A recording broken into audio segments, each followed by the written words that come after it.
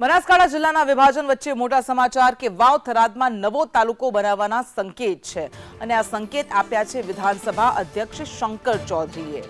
વાવ થરાદમાં નવો રાહ તાલુકો બનાવવાના સંકેત તેમણે આપ્યા છે।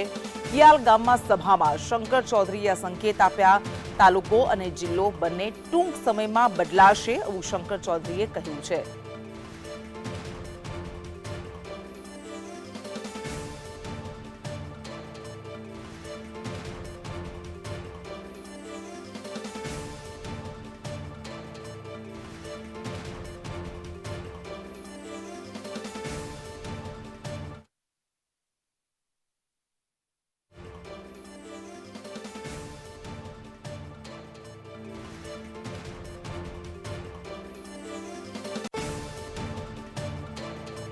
ગામ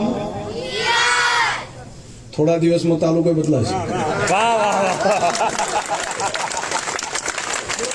અને થોડા દાડાની અંદર જિલ્લો પણ જિલ્લો કયો બનશે? કયો જિલ્લો બનશે?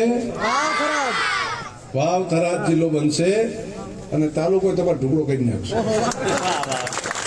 આ બધું કામ આ એક કામ આપણા બધાનું ઉજ્જવળ ભવિષ્ય છોકરાઓનું છે ને, આ નવી પેઢીના જે દીકરા દીકરીઓ છે એ જ્યારે મોટા થાય ત્યારે એમના માટે નવા સમય પ્રગતિકારક થાય, એમની પ્રગતિ થાય એ માટેના લાંબા ગાળાના કામ છે। ગામ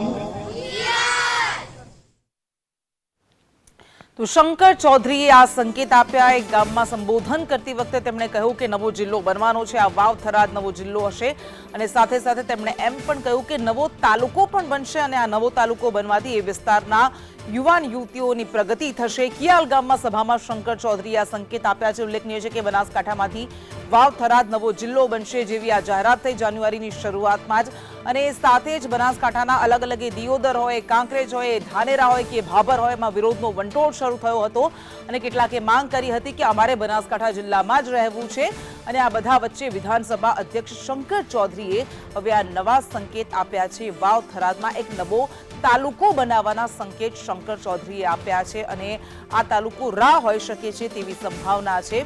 આ નિવેદન તમે સાંભળ્યું, સંબોધનમાં તેમણે કહ્યું કે હવે સમય આવી ગયો છે કે આ વિસ્તારના યુવાન યુવતીઓ પ્રગતિ કરે અને એમનું પણ ભવિષ્ય સુધરે અને એના માટે હવે કામ થઈ રહ્યા છે।